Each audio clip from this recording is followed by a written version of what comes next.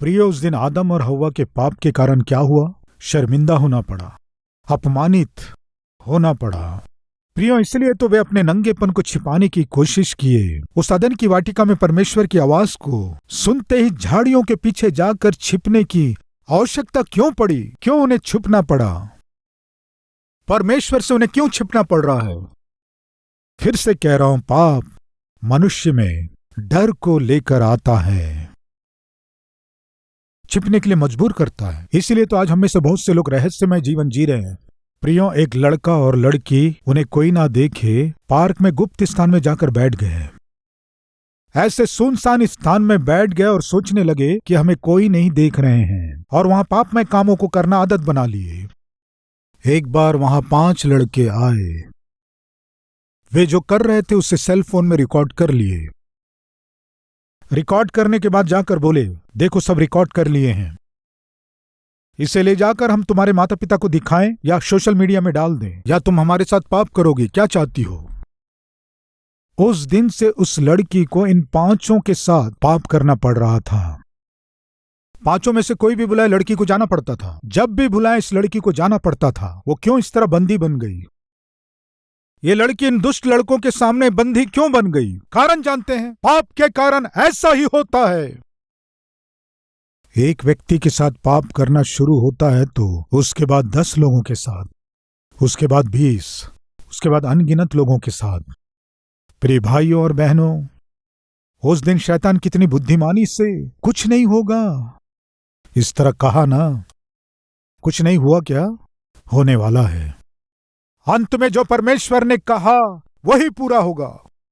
आदम, कहाँ हो तुम? यह परमेश्वर का पहला प्रश्न था। वास्तव में यदि आप ध्यान से देखेंगे तो परमेश्वर ने आदम से सबसे पहला सवाल क्या पूछा जो लिखा गया है? आदम, तुम कहां हो? जब वे पाप किए तब परमेश्वर क्रोध से, आवेश से भरकर कहां है ये आदम, कहां है ये हव्वा कहते हुए इस तरह परमेश्वर आए बाइबल में नहीं है। प्रिय भाइयों और बहनों, मेरा परमेश्वर दंड देकर खुश नहीं होता है। आपके किए गए पाप के कारण आपको नरक में डालकर खुश होने वाला नहीं है। उनके पाप करते ही परमेश्वर तुरंत आकर, अरे पापी व्यक्ति, तूने ये क्या किया? जिस फल को मना किया उसे खा लिया ना, कहकर उनका गला नहीं पकड़ा। परमेश्वर के आने का समय भी बताता है कि उनका मन कैसा था। परमेश्वर दया करने वाले, तरस खाने वाले हैं। परमेश्वर अनुग्रहकारी हैं। कब आए जानते हैं? दिन के ठंडे समय में। ये क्या प्रकट करता जानते हैं? उनसे शांति के साथ बात करके उनके किए गए पापों में से वे बाहर निकल सकें, हल को, प्रायश्चित को कर सके। इस तरह उनसे मिलना है ये सोचकर दिन के ठंडे समय में। कैसे आए थे जानते हैं? जैसे चोर को पकड़ने पुलिस वाला आता है वैसे नहीं आए प्रियो। परमेश्वर से दूर हो रहे अपने पुत्र को ढूंढते हुए आए प्रियो। आदम, कहां हो? तुम कहां हो? इस तरह परमेश्वर आदम से क्यों पूछे? कारण जानते हैं? मैं बताया ना, पाप करके छिप गया था ना प्रियो। उस छुपे हुए आदम को परमेश्वर ढूंढते हुए, तुम कहां हो? तब आदम कहने लगा, तुम्हारी आवाज को सुनकर, मैं नंगा हूं ये जानकर मैं डर गया और इन झाड़ियों के पीछे छिप गया। डर कर, ये डर क्यों आया? निर्भय होकर जो जिए आदम और हवा अभी क्यों डर रहे हैं? पाप मनुष्य में डर ले आता है। जब आप अपने जीवन में पाप करते हैं, गलत काम करते हैं, तब प्रिय भाई और बहन, तब हर बार आप डरेंगे, डरते ही रहेंगे। आज हम में से बहुतों को डर है। अंधेरा होने से डर, यदि कोई फोन करने से डर, कोई दरवाजा खटखटाने से डर, आधी रात को कोई आवाज होने से डर, बाहर पुलिस का सायरन बजने से डर, कोई फोन करके घर में तुम्हारा पति है क्या पूछने से बस डर। क्यों इतना डर रहे हो? किए गए गलतियों के कारण ना, किए गए पापों के कारण ना, उस दिन आदम और हव्वा डर के क्या किए जानते हैं? छिप गए। एक प्रश्न, छिपना आसान है या छिपना मुश्किल है कहेंगे? प्रियो बताइए, एक व्यक्ति के लिए छिप जाना कंफर्टेबल रहेगा या कष्टदायक रहेगा? बताइए, बताइए आप। कष्टदायक रहेगा। अगर पति से छिपकर, पत्नी से छिपकर कोई गलत काम कर रहे हैं समझो, और उसी समय पति आ गया घर, क्या करना है? छिपना है सोचकर बेचारे। वो उसको क्या की, अलमारी खोलकर उसे अलमारी में छिपा दी। अभी वो अलमारी में छिप गया है। मैं पूछता हूं, वो जो छिपा हुआ है कितना आराम है इस अलमारी में। इस तरह सोचते हुए अंदर बड़े आराम से खर्राटे मार के सोएगा या अंदर पसीने पसीने होकर परेशान होगा? आप ही बताइए। छिपना आरामदायक है, सुख है, या फिर क्या कहेंगे?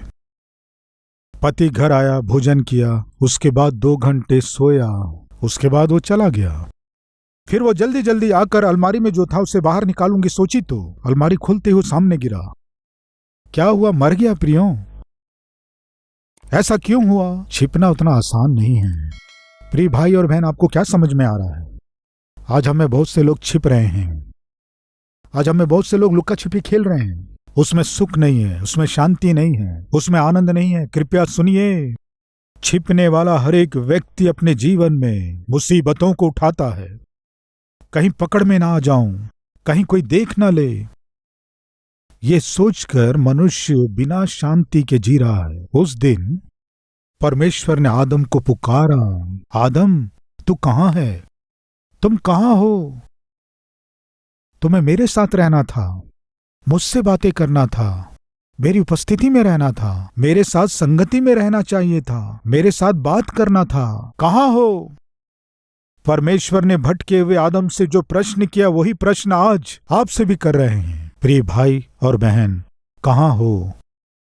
मेरे बेटे के रूप में जीना चाहिए था, मेरी बेटी के रूप में जीना चाहिए था, पवित्र जीवन जीना था तुम्हें, मेरे गवाह होकर जीना चाहिए था, सेवा में तुम्हें भाग लेना चाहिए था, कलीसियाओं की स्थापना करना चाहिए था, आत्माओं को जीतना चाहिए था, बच्चों को वचन के अनुसार बढ़ाना चाहिए था, परिवार की जिम्मेदारी के साथ पोषण करना चाहिए था। तुम कहां हो? शिमशोन, मैं तुमसे एक प्रश्न कर रहा हूं, तुम कहां हो? शिमशोन, तुम कहां हो? असली में तुम्हें कहां रहना था? आज तुम कहां हो? शिमशोन, इजरायली देश में इजरायली लोगों के पक्ष में रहकर संघर्ष करके उनको सुरक्षा देना था, उनका सहारा बनना था, उनका आधार बनना था। प्रियो कहां था जानते हैं? दलीला की गोद में सोया था। शिमशोन, असली में तुम्हें कहां रहना था और तुम कहां हो? प्रिय भाइयों और बहनों, आज परमेश्वर आपसे ही बोल रहे हैं। असली में आपको कहां रहना चाहिए था? आपकी आत्मिकता कैसे रहनी थी? आज आपका परिवार कैसे रहना था? आज आपकी नौकरी कैसे रहनी थी? आज आपकी पढ़ाई कैसे होनी थी? आपको क्या पढ़ाई करना था और क्या पढ़े? आपको कौन सी नौकरी करना था, आज कौन सी नौकरी कर रहे हैं? कितने महान सेवा को करना चाहिए था और आज आप क्या कर रहे हो? आज परमेश्वर हर एक जन से पूछ रहे हैं, हमारा उत्तर क्या है?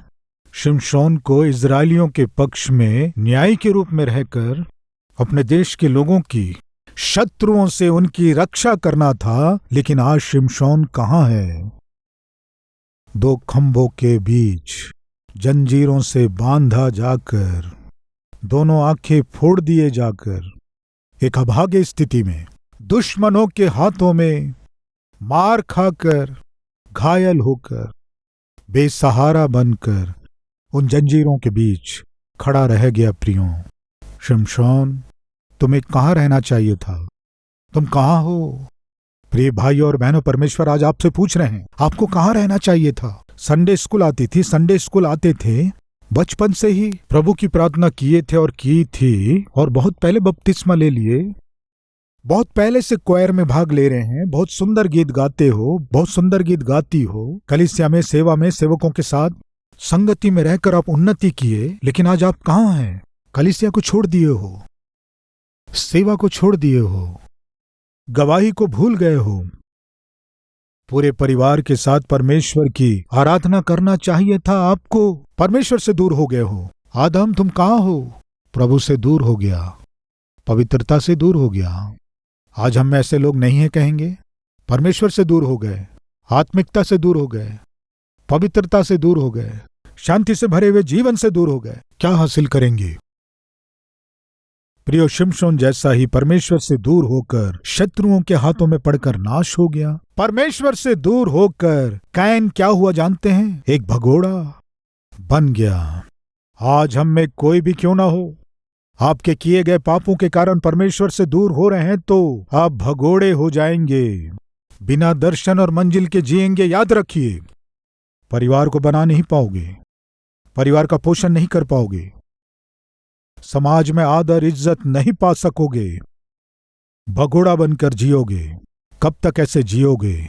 उस दिन परमेश्वर उनके पास आए, आदम तुम कहाँ हो? आज वही परमेश्वर आपसे भी पूछ रहे हैं, मेरे बेटे तुम कहाँ हो? तुम्हें कहाँ रहना था? तुम कहाँ हो? बहन, परमेश्वर आपसे पूछ रहे हैं, मेरी बेटी असली में तुम्हें कहाँ रहना था और आज तुम कहाँ हो? गिरी हुई स्थिति में हो, बिगड़ी हुई स्थिति में हो, पतित स्थिति में हो, पाताल की ओर एक एक कदम आगे बढ़ाकर जा रही हो। प्रियो, एक पिता अपने पुत्र को बहुत प्रेम किया। उस पुत्र को किसी बात की कमी नहीं होने दिया, लेकिन पुत्र को पिता से बढ़कर पिता की संपत्ति से ही प्रेम था। एक दिन वो पुत्र क्या किया जानते हैं? पिता को बताए बिना पिता की अलमारी से सारे पैसों को लेकर दूर भाग गया। इस तरह भागे हुए पुत्र को वो पिता बहुत ढूंढा। प्रियो, बहुत ढूंढा। वो अपने पुत्र को ढूंढते हुए घूमता था। उससे कोई मिलने से मेरा पुत्र कहाँ है, मेरे पुत्र को देखे क्या, मेरा पुत्र कहाँ है, मेरे पुत्र को देखे क्या, यही पूछते थे।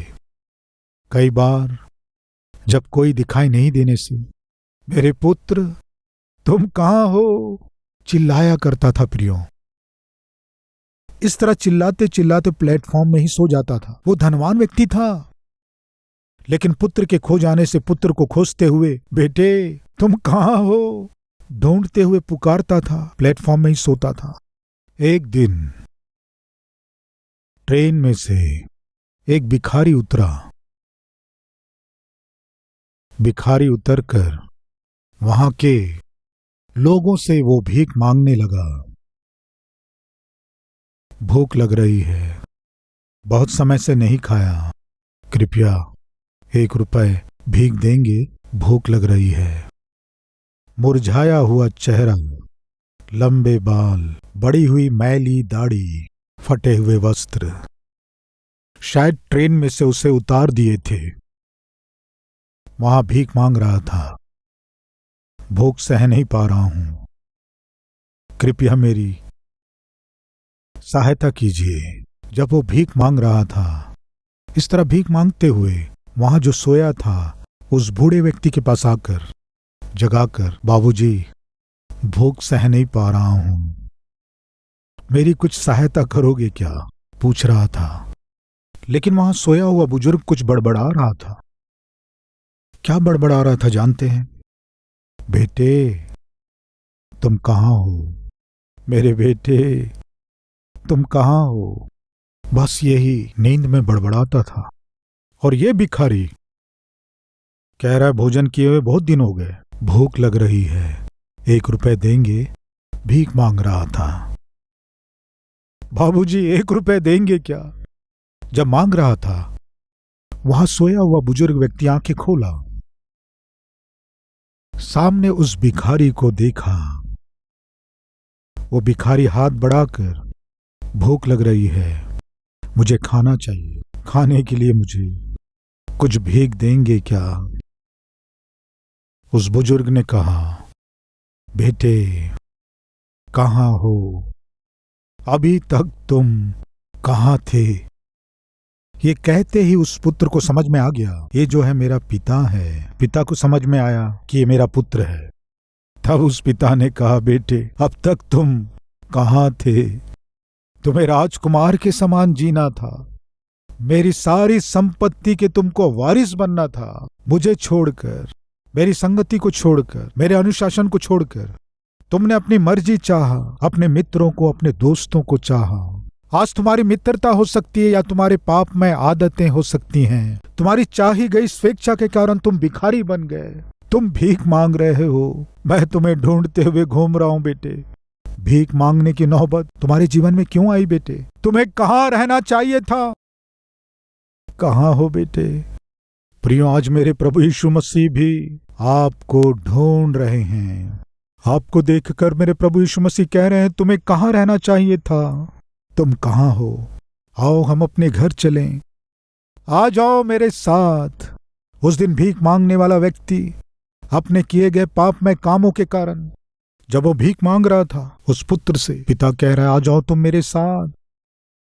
अब तुम्हें भीख मांगने की आवश्यकता नहीं है। तुम्हारे लिए मैंने जो कुछ रखा है उन सबको तुम अपना बना लो। आज मेरे प्रभु वही कह रहे हैं, तुम्हें भीख मांगने की आवश्यकता नहीं है। एक अनाथ जीवन जीने की आवश्यकता नहीं है। अशांति से, दयनीय स्थिति में, अपवित्रता के, गंदी आदतों के द्वारा अपने जीवन को नाश करने की आवश्यकता नहीं है। आ जाओ, मेरा जो कुछ है सब तुम्हें ही वारिस के रूप में देने जा रहा हूं। तुम्हें मेरे बेटे और बेटी के रूप में ग्रहण करने जा रहा हूं। मेरी सारी संपत्ति का तुम्हें वारिस बना दूंगा। तुम्हारे लिए मैं जगह तैयार कर रहा हूं। तुम्हारे लिए वहां मैं घर तैयार कर रहा हूं। स्वर्ग में तुम्हारे रहने के लिए निवास स्थान बना रहा हूं। आ जाओ, मेरे हाथों में अपना हाथ दो। मैं तुम्हें अपने राज्य का वारिस बनाऊंगा। कब तक पागल जैसे घूमोगे? कब तक बुरे हाल में घूमोगे? कब तक सबसे घृणित किए जाओगे? कब तक सबके सामने हाथ फैलाकर भीख मांगते हुए घूमोगे? कहां रहना था तुम्हें? आदम, तुम कहां हो? असली में तुम्हें कहां रहना था? मेरे साथ रहना था। मेरे उपस्थिति का अनुभव करना था। मेरी संगति में रहना था। तुम्हें आनंद से समृद्धि का अनुभव करते हुए, सारी आशीषों को अनुभव करते हुए जीना था तुम्हें। लेकिन आज कहां हो? प्रियो, आज प्रभु आपसे ही पूछ रहे हैं, आप कहां हैं? क्या आज आप स्वीकार करेंगे, प्रभु जहां मुझे नहीं रहना था वहां हूं, मुझे माफ कर। जिस स्थिति में नहीं रहना है उसमें हूं प्रभु, माफ कर। आपकी इच्छा के अनुसार पवित्र जीवन मैं नहीं जी सका। एक आदर्श माता पिता के रूप में, पति या पत्नी या पिता या माँ या सेवक के रूप में अभी तक मैं नहीं जी सका। मुझे माफ कर पिता। आज से आपकी इच्छा के अनुसार जैसे आप रहने को कहो, रहने के लिए मैं तैयार हूं पिता। मैं अपने जीवन को आपके हाथों में अर्पण कर रहा हूं। कहने वाले कोई हैं तो मेरे साथ मिलकर प्रार्थना करेंगे क्या? आइए प्रार्थना करें।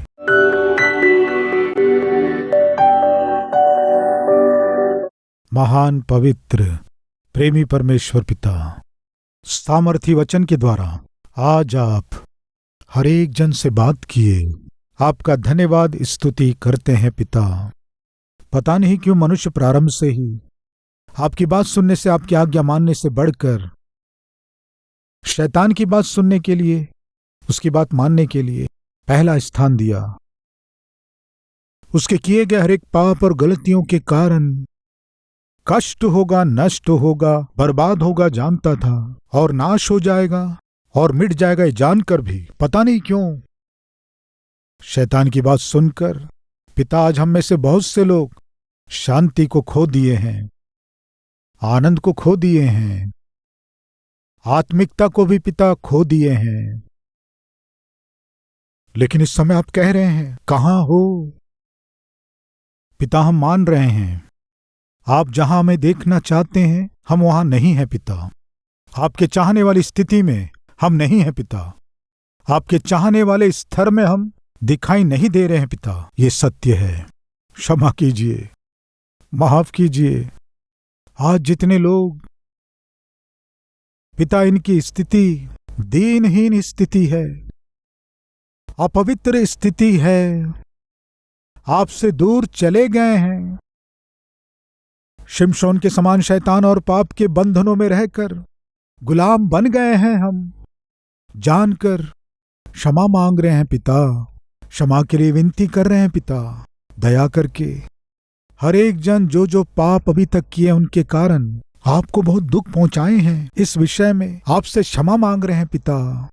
पिता, आज से आपकी मर्जी के अनुसार जिएंगे, आपकी इच्छा के अनुसार जिएंगे। आप जहां रहो बोलेंगे वहां रहेंगे, जैसे रहना है वैसे रहेंगे। जितने लोग पश्चाताप करके अपना जीवन आपको अर्पण कर रहे हैं, उनके नाम जीवन की पुस्तक में इसी समय लिख दीजिए पिता।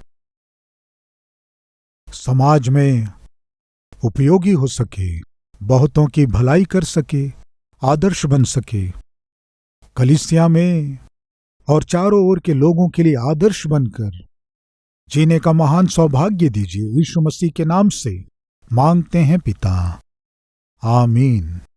प्रिय, अब से आप अपने जीवन से प्रभु को दिखा सके ऐसे आत्मिक व्यक्ति के रूप में आप बढ़ सकें, मन से चाहता हूं। इस संदेश के द्वारा आपने आशीष पाया है तो लाइक कीजिए और बहुतों को शेयर कीजिए, और उतना ही नहीं, एक कमेंट कीजिए, उसे मैं पढ़ूंगा, प्रभु की महिमा करूंगा। फिर मिलेंगे, तब तक के लिए शलोम।